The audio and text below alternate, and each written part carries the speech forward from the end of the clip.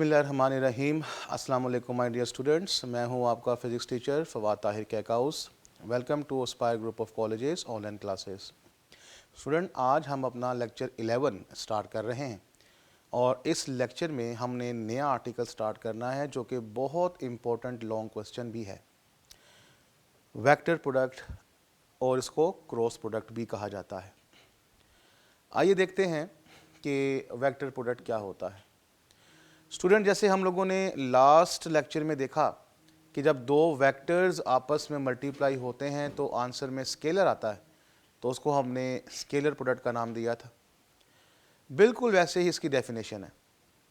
इसकी डेफिनेशन ये है कि अगर हमारे पास दो वेक्टर्स आपस में मल्टीप्लाई हों और आंसर में हमारे पास एक नया वेक्टर आए तो हम इस प्रोडक्ट को वेक्टर प्रोडक्ट कहते हैं। याद रखिएगा, वेक्टर की ही मल्टीप्लिकेशन है वेक्टर के साथ, लेकिन आंसर में स्केलर नहीं आएगा, वेक्टर आएगा। और वेक्टर होगा तो लाजमी उसकी कोई ना कोई डायरेक्शन होगी और इसकी डायरेक्शन समझना ही मेन काम है। स्टूडेंट्स, इसका फॉर्मूला उससे मिलता जुलता ही है, फ़र्क सिर्फ इतना सा है कि उसके अंदर कॉज आता है, इसके अंदर साइन आता है, उसके अंदर डॉट का इस्तेमाल होता है, इसके अंदर क्रॉस का इस्तेमाल होता है। अब यहाँ पर मैंने a cross b equals to A B sine theta लिख दिया, लेकिन साथ में इसकी डायरेक्शन लाजमी दिखानी है और डायरेक्शन के लिए मैंने एक यूनिट वेक्टर का इस्तेमाल किया जिसको मैंने n कैप का नाम दिया। आपको याद आ रहा होगा कि मैंने फ्रीक्वेंटली यूज्ड यूनिट वेक्टर्स के बारे में आपको पढ़ाया हुआ है और उसके अंदर मैंने आपको एक नॉर्मल यूनिट वेक्टर के बारे में बताया था। जी हाँ स्टूडेंट, ये वही यूनिट वेक्टर है। नॉर्मल यूनिट वेक्टर मींस ऐसा वेक्टर जो प्लेन के ऊपर नॉर्मल होता है। नॉर्मल मींस परपेंडिकुलर होता है, 90 डिग्री का एंगल बनाता है। आइए इसको ज़रा डिटेल में पढ़ते हैं। बेटा, यहाँ पर a जो है वो मैग्नीट्यूड ऑफ वेक्टर a है, b magnitude of vector b है, theta angle between the two vectors, n normal unit vector है। ये एक ऐसा यूनिट वेक्टर है जो परपेंडिकुलर है किसके ऊपर? उस प्लेन के ऊपर जिस प्लेन में दोनों वेक्टर्स पाए जाते हैं। यानी कि अगर वो प्लेन हमारे पास एक्स वाई प्लेन है तो ये जो यूनिट वेक्टर होगा वो उसके ऊपर परपेंडिकुलर होगा तीसरी डायरेक्शन में। अगर ये हमारे पास एक्स जेड प्लेन में है तो ये एक्स जेड प्लेन के ऊपर परपेंडिकुलर होगा एंड सो ऑन। वो जो भी प्लेन उसने दिया होगा उसके ऊपर परपेंडिकुलर होगा। हम फिर ये पढ़ने के बाद कह सकते हैं ए बी साइन थीटा, जो फॉर्मूला में ए बी साइन थीटा वाला पोर्शन है वो ए क्रॉस बी की मैग्नीट्यूड है। यानी कि फॉर्मूला में A B sine theta A cross B की मैग्नीट्यूड है। एन यूनिट वेक्टर इसकी नॉर्मल डायरेक्शन है। तो स्टूडेंट्स, अगर आप वेक्टर की डेफिनेशन पे गौर करें तो उसको डिस्क्राइब करने के लिए मैग्नीट्यूड यूनिट्स के साथ साथ एक स्पेसिफिक डायरेक्शन चाहिए होती है और नॉर्मल डायरेक्शन एक स्पेसिफिक डायरेक्शन है। तो जब मैग्नीट्यूड और डायरेक्शन आपस में मिल जाती हैं तो आपको प्रोवाइड करती हैं एक वेक्टर। इसका मतलब ये हो गया कि हम अब क्लियरली कह सकते हैं कि अगर दो वेक्टर्स को आपस में मल्टीप्लाई किया जाए और वो हमें मैग्नीट्यूड और डायरेक्शन दोनों प्रोवाइड करे तो हमारे पास आंसर में एक नया वेक्टर आता है और वो वेक्टर नॉर्मल होगा उस प्लेन के जिस प्लेन में वो दोनों वेक्टर्स होंगे। अभी हम इसको मज़ीद क्लियर करते हैं। अब चूंकि मेरे बच्चों, हम लोग A cross B A B sine theta into n unit vector के साथ लिखते हैं और हमें मालूम हो गया ये कंबाइन मिलकर हमें एक वेक्टर देते हैं, तो हम इसको सपोज कर लेते हैं कि वो वेक्टर कोई सी वेक्टर है। अब स्केलर प्रोडक्ट आपको याद होगा हमने डॉट के साथ रिप्रेजेंट किया था। इसको हम किसके साथ रिप्रेजेंट कर रहे हैं? क्रॉस के साथ। तो इसी की मुनासबत से हम इसको क्रॉस प्रोडक्ट भी कहते हैं। लिहाजा वेक्टर प्रोडक्ट का दूसरा नाम क्रॉस प्रोडक्ट है। बेटा इसकी एग्जांपल्स हम जब देखते हैं तो एक एग्जांपल मैंने आपके साथ टॉर्क की शेयर की। टॉर्क हमारे पास दो वेक्टर्स का प्रोडक्ट होता है, जिनमें एक वेक्टर होता है मोमेंट आर्म जो कि ये है, और एक है फोर्स जो कि ये है। जब ये दोनों वेक्टर्स आपस में मल्टीप्लाई होते हैं तो हमारे पास एक नई वेक्टर क्वांटिटी आती है जिसको हम लोग टॉर्क कहते हैं। अब टॉर्क वेक्टर है क्यों है, ये इंशाल्लाह हम अपने आने वाले लेक्चर्स में एक लॉन्ग क्वेश्चन के तौर पर इसको देखेंगे और वहाँ पर इसको क्लियर करेंगे कि इसको वेक्टर क्यों कहते हैं।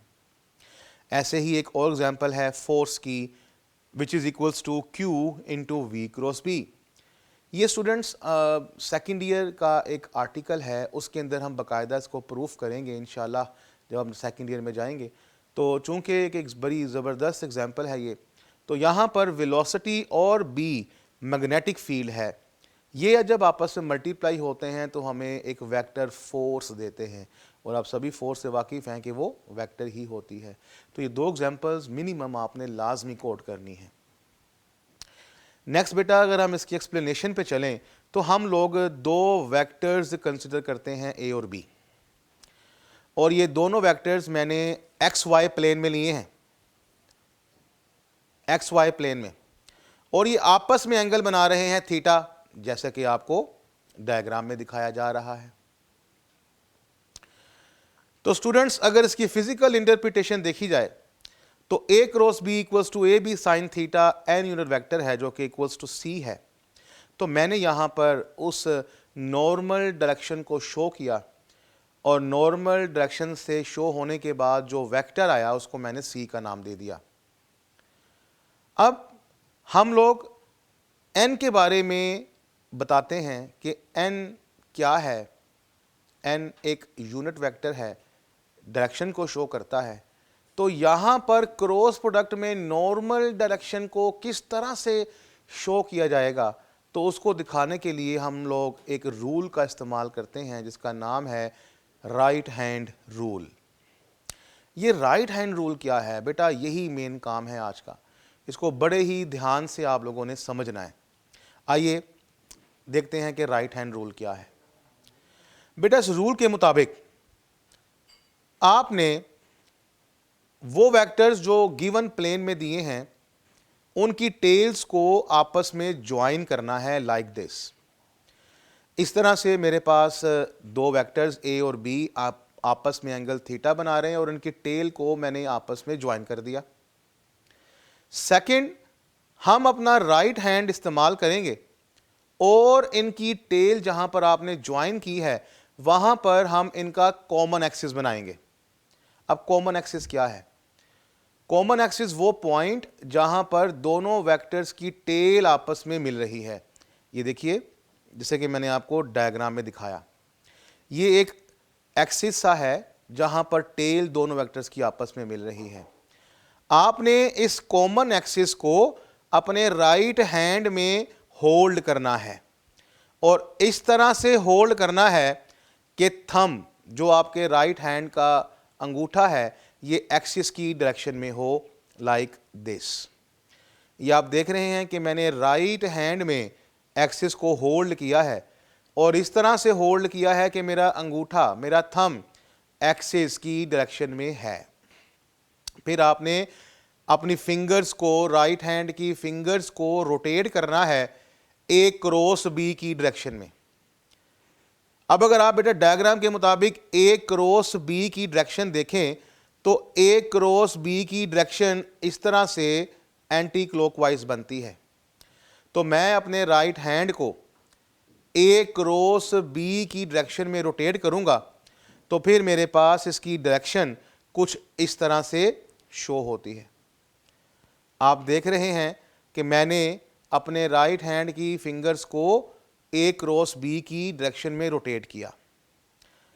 जब मैं ए क्रॉस बी की रोटेशन में अपनी फिंगर्स को रोटेट करता हूं तो ये जो मेरे राइट हैंड का अंगूठा होगा ये आपको क्लियरली बता देगा कि डायरेक्शन किस तरफ है। और आप क्लियरली देख रहे हैं मेरा बेटा कि डायरेक्शन हमारे पास अपवर्ड है। कहाँ पर है? अपवर्ड है। और इसको मैंने नॉर्मल वेक्टर n से रिप्रेजेंट किया है और एक वेक्टर अपीयर होगा जिसको मैंने c का नाम दे दिया। तो यहां से हम क्लियरली एक बात कह सकते हैं कि जो नया वेक्टर आया है उसकी डायरेक्शन परपेंडिकुलर होगी उस प्लेन के जिस प्लेन में दोनों वेक्टर्स पाए जाएंगे। और अगर आप इसको गौर से देखें, समझें, तो बड़ा ही क्लियर आपको हो जाएगा कि इसकी डायरेक्शन अपवर्ड आ रही है। स्टूडेंट्स, अगर आप अपनी नोटबुक के हिसाब से बात करें तो आपका अंगूठा, आपका थंब, लेट्स से ये आपकी नोटबुक है तो आपका थंब इस तरह से होगा। लेकिन अगर आप वाइट बोर्ड की बात करें तो वाइट बोर्ड आपके पास इस तरह से होगा और इसके ऊपर जो इसका थंब होगा वो इस तरह से आपको शो होगा, यानी कि आउटवर्ड। इसका मतलब ये हो गया कि अगर प्लेन हमारे पास वर्टिकल पड़ा है तो फिर डायरेक्शन आउटवर्ड होगी, और अगर प्लेन हमारे पास हॉरिजॉन्टल पड़ा है तो डायरेक्शन जो है अपवर्ड होगी। तो आप दोनों में से जो सा मर्जी उसको बता दीजिए, दोनों ही सही हैं। बात सिर्फ है कि आपको समझ आ जाए। मैं फिर से आपको रिपीट कर रहा हूं कि अगर आपका प्लेन हॉरिजॉन्टल हुआ जस्ट लाइक योर नोटबुक तो फिर थंब की डायरेक्शन अपवर्ड होगी, और अगर वो प्लेन वर्टिकल पड़ा हुआ तो थंब की डायरेक्शन आउटवर्ड होगी। तो आपने प्लेन देखना है किस तरह से पड़ा है। सो लिहाजा हम कह सकते हैं direction of new vector is perpendicular to the plane containing both vectors A and B which is out of the plane और अपवर्ड। अब आपको समझ आ गया होगा कि आउट ऑफ द प्लेन मैं क्यों कह रहा हूं और अपवर्ड क्यों कह रहा हूं। ओके बेटा, सो इसको याद करने के लिए आप बस ये जहन में बैठा लें, अगर डायरेक्शन एंटी क्लॉकवाइज है तो नया आने वाला वेक्टर या तो अपवर्ड होगा या आउटवर्ड होगा। बस ये शॉर्टकट मैंने आपको सिखाया। तो अगर ए क्रॉस बी होता है तो हमने जान लिया कि राइट हैंड रूल क्या कहता है। अगर हमारे पास बी क्रॉस ए हो जाए तो फिर क्या होगा? फिर बेटा कुछ भी नहीं होगा कि आप उसी तरह से वेक्टर्स बनाएंगे और जहां पर आपने अपना राइट हैंड का थंब एक्सिस होल्ड करने के लिए इसको ऐसे होल्ड किया था, अब आप इसको ऐसे होल्ड कर लेंगे, बिकॉज अब आपको ए क्रॉस बी नहीं निकालना, बी क्रॉस ए निकालना है। और बी क्रॉस ए के लिए आपको फिंगर्स एंटी क्लॉकवाइज नहीं क्लॉकवाइज रोटेट करनी है। तो मेरा स्टूडेंट्स, आप अगर अपने राइट हैंड को जस्ट लाइक ये मिसाल के तौर पर आपका एक्सिस है और आप अपने राइट हैंड से इस एक्सिस को इस तरह से होल्ड करते हैं। अब मैंने इसको इस तरह से होल्ड क्यों किया? क्योंकि मुझे अपने फिंगर्स को क्लॉकवाइज रोटेट करना है। जब मैं क्लॉकवाइज रोटेट करूंगा तो मेरा थंब डेफिनेटली डाउनवर्ड होगा, जबकि प्रीवियस केस में मैंने इसको ऐसे होल्ड किया था।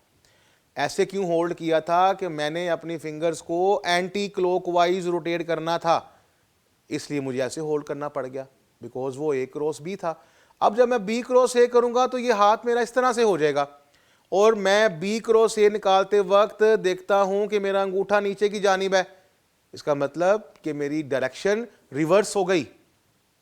मैंने यहां पर वेक्टर ए को चेंज नहीं किया, वेक्टर बी को चेंज नहीं किया, एंगल चेंज नहीं किया, सिर्फ उसकी डायरेक्शन को रिवर्स किया। तो आप देख रहे हैं मेरे पास जो बी क्रॉस ए आता है वो -n के साथ शो किया गया है, जो कि बता रहा है कि रिवर्स वेक्टर है। और जब मैं इस माइनस को बाहर लिखता हूं तो सारा A B sine theta n unit vector मेरे पास वेक्टर c को शो करता है। तो मेरे पास एक नया वेक्टर -c आ जाता है, जो कि मैग्नीट्यूड में सेम है लेकिन डायरेक्शन में ऑपोजिट है। तो यहाँ से स्टूडेंट्स आपको राइट हैंड रूल के बारे में मालूम हो गया। अब आप बड़े आसानी से इसकी डायरेक्शन को बता सकते हैं। अब यहाँ इस केस में आप बी क्रॉस ए में क्या कहेंगे? आप बी क्रॉस ए में आपने देखा कि अगर ये आपके पास आपकी नोटबुक है और आपने इसको इस तरह से होल्ड किया, इसको क्लॉकवाइज रोटेट करवाया तो फिर आपने देखा कि डायरेक्शन कहाँ चली गई, डाउनवर्ड। और अगर प्लेन आपके पास इस तरह से है, आपने अपनी फिंगर्स को इस तरह से एंटी क्लॉकवाइज रोटेट करवाया तो थंब कहाँ चला गया, इनवर्ड। यानी कि अगर मेरे पास डायरेक्शन क्लॉकवाइज हुई तो फिर या तो मेरे पास डायरेक्शन डाउनवर्ड आएगी या इनवर्ड आएगी। अब ये इनवर्ड कब आएगी, डाउनवर्ड कब आएगी, it depends on the place of your plane, कि प्लेन कैसे प्लेस किया हुआ है। अगर प्लेन वर्टिकल है तो फिर इनवर्ड, और अगर प्लेन हॉरिजॉन्टल है तो फिर डाउनवर्ड। तो फिर बिल्कुल ऐसे ही मैंने बता दिया कि direction of new vector is perpendicular to the plane containing both vector A and B which is into the plane और डाउनवर्ड। यहाँ इस डिस्कशन के बाद एक चीज़ आप बच्चों को क्लियर हो गई कि अगर मैं ए क्रॉस बी करता हूं तो A B sine theta n unit vector आता है, और अगर मैं बी क्रॉस ए करता हूं तो A B sine theta minus n unit vector आता है। अगर मैं यहां पर माइनस को बाहर लिख दूं तो मेरे पास minus A B sine theta n unit vector आ जाता है। और मेरा बेटा अगर आप ब्रैकेट में लिखी हुई टर्म को देखें तो वो क्या लिखी है, वो ए क्रॉस बी लिखा है, माइनस बाहर रहेगा। ये एक बड़ा इंपॉर्टेंट रिजल्ट आपको शो करता है। आपने एक चीज़ नोट की होगी कि अगर मैं इस रिजल्ट को डॉट प्रोडक्ट के रिजल्ट से कंपेयर करता हूं तो डॉट प्रोडक्ट में स्टूडेंट्स आप लोगों ने ये देखा था कि A dot B equals to B dot A आता है। यानी कि ए को डॉट कर दें बी के साथ, बी का कर दें ए के साथ, तो कोई फ़र्क नहीं पड़ता, मीन्स के पोजीशन को इंटरचेंज करने से कोई फ़र्क नहीं पड़ता।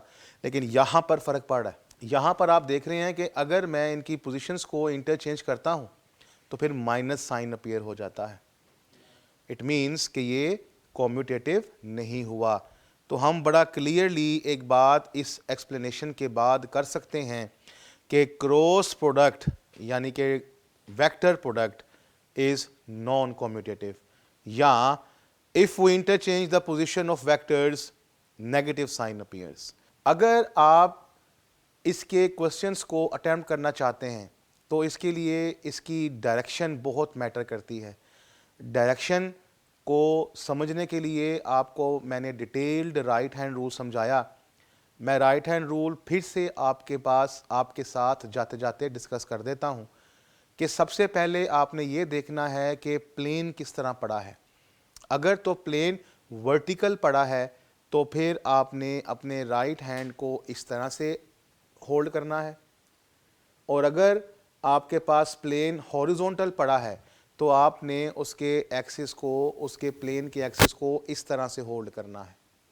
उसके बाद आप देखें कि वो ए क्रॉस बी ले रहा है कि बी क्रॉस ए कर रहा है। यानी कि अगर ये आपके लिए प्रॉब्लम है तो आप ये देख लीजिए कि वो क्लॉकवाइज रोटेट कर रहा है कि एंटी क्लॉकवाइज रोटेट कर रहा है।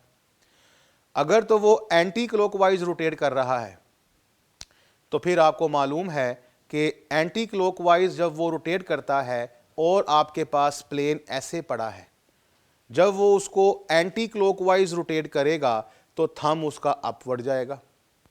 यानी कि अगर वर्टिकल प्लेन हुआ तो थंब उसका इस तरह से आउट ऑफ द प्लेन होगा। और अगर वो क्लॉकवाइज कर रहा है, क्लॉकवाइज से मुराद कि वो जिस तरह से घड़ी चलती है, हॉरिजॉन्टल प्लेन हुआ और वो इस तरह से हॉरिजॉन्टली रोटेट करवा रहा है तो अपनी फिंगर्स को आपने हॉरिजॉन्टली रोटेट करवाना है तो थंब आपका डाउनवर्ड होगा। और अगर प्लेन आप लोगों का इस तरह से वर्टिकल पड़ा है तो थंब आप लोगों का इनवर्ड होगा।